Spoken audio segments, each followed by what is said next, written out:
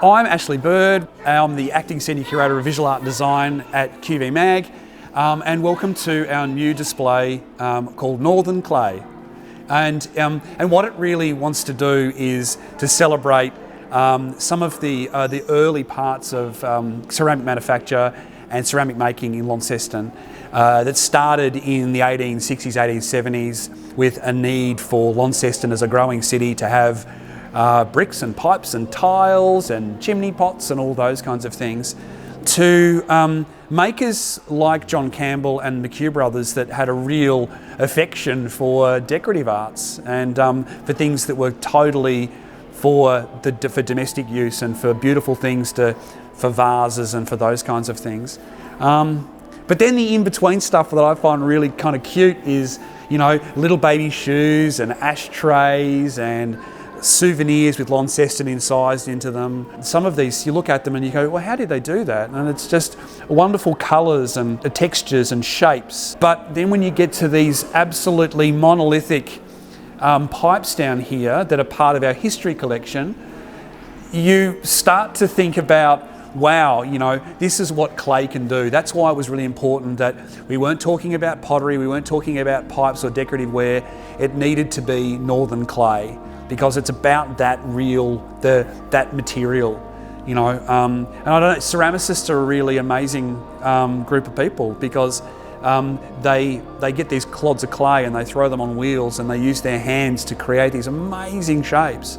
I love the ornamental stuff, the stuff that is statues and those kinds of things. Campbell's and McHugh both made frogs and dogs. McHugh made more of the dogs, but the Campbells and McHugh frogs are kind of famous. These are quite rare because they were garden frogs. So a lot of them didn't actually survive not being chipped or cracked, being outside in the garden.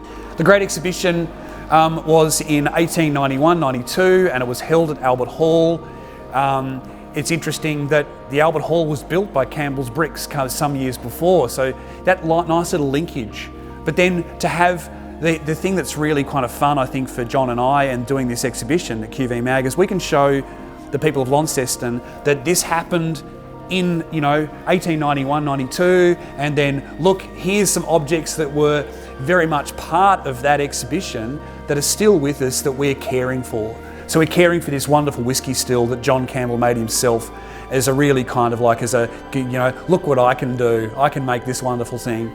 And these objects here that you can actually see in this. So there's a coffee pot, and then there's a cheese cover, and then there's the Abel Tasman character jug.